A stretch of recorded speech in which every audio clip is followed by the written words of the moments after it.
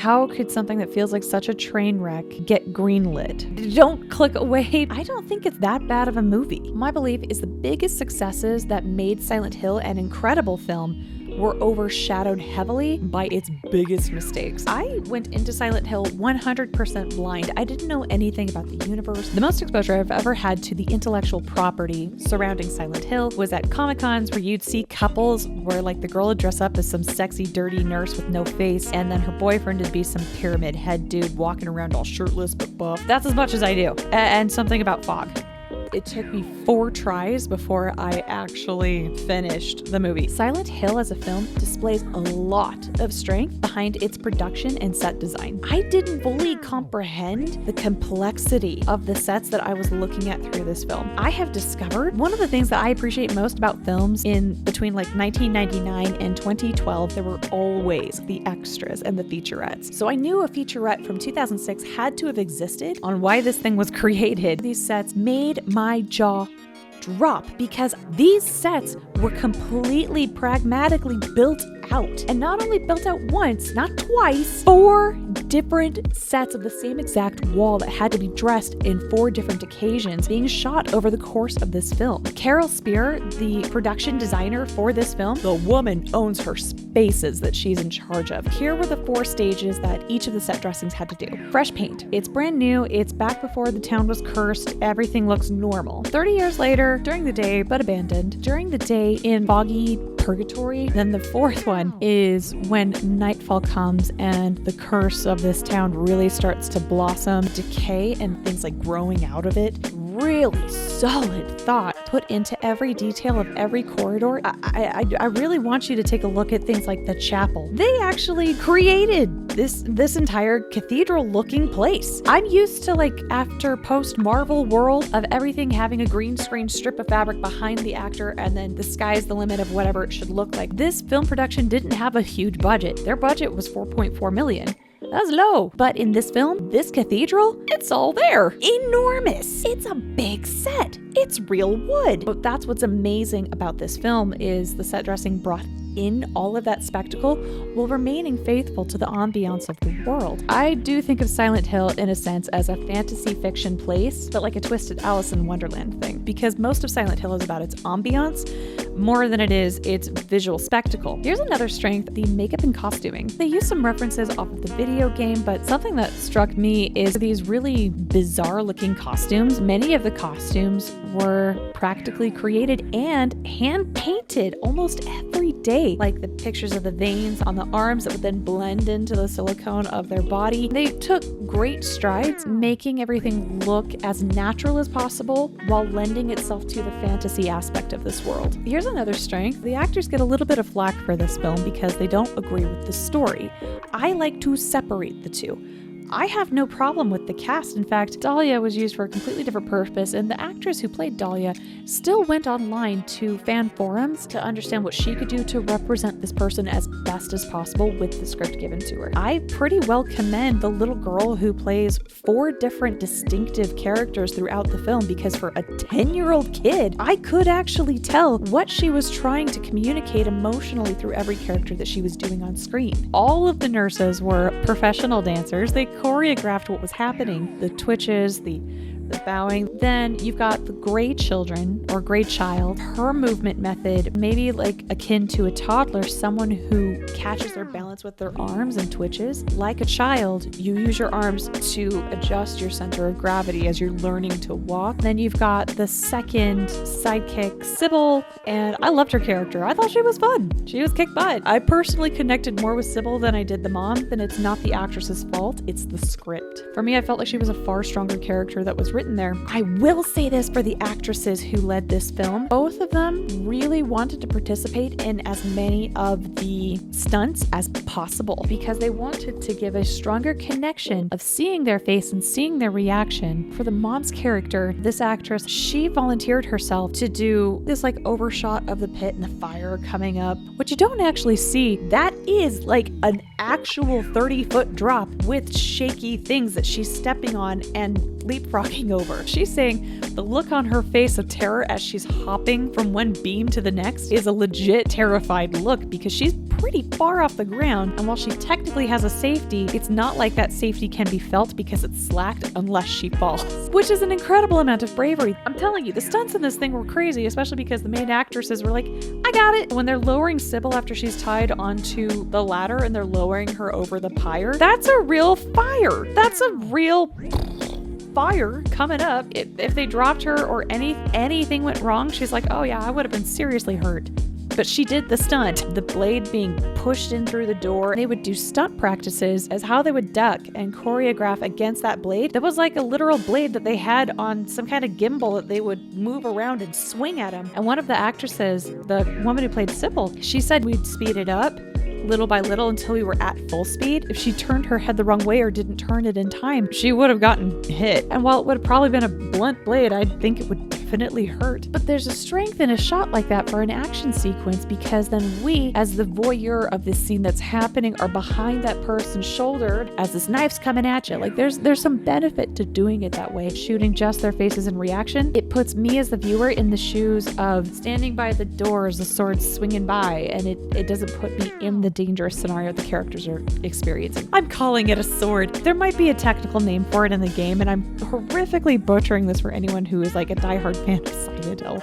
Please don't come after me. Everybody who participated in this film had a lot of really good things to say about Silent Hill. One of the core reasons that Silent Hill became a film from video game into the Hollywood scene is because the French director Christophe Gans, he loved Silent Hill. He's a gamer. He felt an extreme passion behind the story of this video game, and he went to Konami to convince them to say, hey, I want to turn this into a movie. The universe building was there. The costuming and makeup was incredible. They were doing their best to keep to the spirit of the game as much as possible. And they even brought the video game to the set to look at it, and they would mimic their cameras on set in order to achieve that same shot. So what went wrong? Here's the first failing, in my opinion, the script. So there was Christophe Gans. He pairs up with a screenwriter called Roger Avary. It turns out he's the guy who wrote Pulp Fiction with Tarantino in 1994. So I don't know, it didn't seem like too far of a stretch to be like, oh, I'll pair up with this guy who is totally into experimentation. Maybe that would help translate with whatever we're going to do to put it into this medium of film. I'm going to make a very aggressive assessment, which is Avery did not have the talent that Christophe was looking for. The character motivations in this script, putting it kindly, are just a little on the weak side. There are so many things where stuff happens for reasons, and it's not even like good ones. The scene where I had nothing but a flashback for 6 straight minutes or something of explaining why we're here, why the town is cursed, why the monsters exist, felt like I was drinking from a fire hose of information, because I literally had to rewind my Netflix to listen to it again because it was just so much information that made no sense. As someone who's never experienced Silent Hill, never watched this film, nothing, and I've been trying my best to pay attention, it's meant to be this unraveling mystery thing, but there is so much tell don't show, and that's like the first sin of script writing. Christophe and Roger had a lot of push and pull as to what was going to go into this script. Christophe wanted to remain as faithful and strict against the intellectual property of Silent Hill that existed as much as possible. And Roger would argue back that we need to stay within the spirit of the law instead of the letter. Now, before everybody dogpiles on the screenwriter, I actually agree with him. I pulled up one of my favorite books by one of my favorite screenwriters, Which Lie Did I Tell? And it talks about his experiences as a screenwriter. William Goldman fought tooth and nail to be as true to the content as possible. The studio pushed back. And then after he saw the product of the film, he realized they were right, because it's so much more terrifying. You'd be surprised as to what scene it was. It's the hobbling scene in Misery. I don't disagree with Roger because there are some things that do and do not translate to film. What I do disagree with is the entire plot. I'm being so mean about the script. The problem is the script is the spine in which everything else relies on support. This film could be remade today using Blake Snyder's Save the Cat, being very careful to tell the hero's journey in that space. I honestly think it would do well today. I'm disappointed disappointed because I seriously got bored like 40 minutes in, and I turned it off, and then I turned it back on, and then I turned it off, and then I turned it back on, because the motivations from one clue to the next felt completely out of place. The clue of pulling the thing out of the monster's mouth in the bathroom. Like, someone had to put it there. What? It's there for plot reasons. It's not there for like any practical reason of this character experiencing this world and going through whatever personal change and self-reflection she needed to. Like, none of that was there. The director and the writer, when they said that they changed the main character from male to female, because in the video game it is a male-led character, they said it's because there's a vulnerability to motherhood, and that this is someone that they believe was a mother. I think that could have been a very strong reason to change the main character. The problem is they just didn't give the main character enough reasons to believe in herself, other than I'm a mom and I'm getting my kid. They didn't give the main character enough objectives or flaws that she needed to personally overcome to persevere over this world. She would flip-flop between being terrified and screaming at everything to being the stoic person who was going to go through this place just fine. Like jumping over beams. The rail jumps across the pit. You choose the big gaping hole where you have to jump from shaky beam to shaky beam. You can climb over that just fine. I thought that was just poorly written, which is such a shame because that actress went through a certain level of danger. Sybil was consistent. Maybe that's why I liked her as a character, is because her character was a consistent emotion throughout the whole thing. I think what happened with this script is that it became such a labor of passion and love that logic and standing for the character pretty much went out the window, because we're in this mystical world where mystical things happen and she follows the mystical trail of breadcrumbs to the end. The feeling of isolation, I feel, could have been done with more finesse. There is a sense of vulnerability in being alone that happens when you play this video game of Silent Hill that was pretty absent from this film. If you had a scene of her sitting in quiet, sitting in isolation, feeling the cold and the ash around her with this monster slowly coming up behind her, and we can see that, I think it would have been a much stronger shot. Just give the audience time to breathe in the atmosphere of where they are sitting and how screwed we all are for being here. You had a lot of people interacting with each other in a place where in theory is not a lot of people. The next feeling was cinematography and camera. I did have a hard time placing this one because I love the fact that they paid a lot of homage to the original gameplay by recreating some of those shots as much as possible. The problem is there were other shots that were so generic and passively done that the scenes where there should have been terror instilled in me as an audience member, I wasn't too worried about it. How I would fix this film if we were ever going to remake this film. We would have to follow the hero's journey and identify the lie that the main character believes. Whether it's a male or female that's led, I don't mind. And parenthood's a very common theme when it comes to horror films like Babadook, where you are being a parent and simultaneously dealing with your own grief. When you are a mom or a dad and you're responsible for this little life who depends on you for everything to survive, that's kind of a scary role to be. If you hold them wrong as a little child, if they're not fed in time, or if they're having an allergic reaction. The problem is the decisions she was making felt really stupid. It's just like, okay, you're running into this much danger as a fully grown adult who could probably fight off this stuff. What makes you think your kid is even still alive?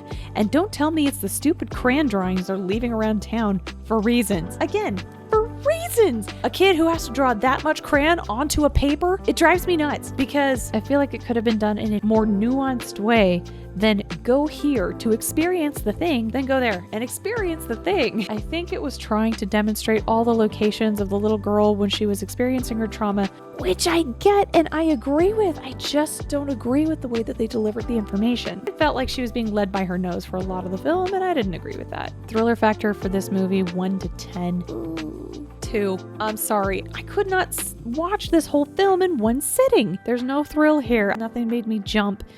I was not invested in what was happening. The gore rating, it's a 10. It is extraordinarily violent. Storytelling, this is a hot mess, y'all. I did not understand half of what was happening. It's one of the reasons I was so bored and why nothing was thrilling. Storytelling on this front is a 1. Production value, I'm gonna pump this up to an 8. Once I understood the scale of the sets, the detail of the sets, the number of times the sets had to be redressed, I was sold. I was like, oh shoot, yeah, the production value here is nice. Which is sad because everything else sucked. It sounds so mean. I said that this This is a labor of love film. The special effects, even for something made almost 20 years ago, I thought the special effects held up surprisingly well, and I think that's because they used a lot of practical effects combined with available CGI. I am going to give this a 7. I'm disappointed because I know there was so much immediate passion that went into this movie and into this intellectual property by the cast and crew. What are your thoughts on Silent Hill? Were you like a diehard fan of the franchise? What were things about the movie that you really loved? What were things that you just absolutely hated? And tell me your thoughts. I want to hear them all. Please subscribe to this channel if you're new here. I can't wait to hear what you have to say. I'll see you soon.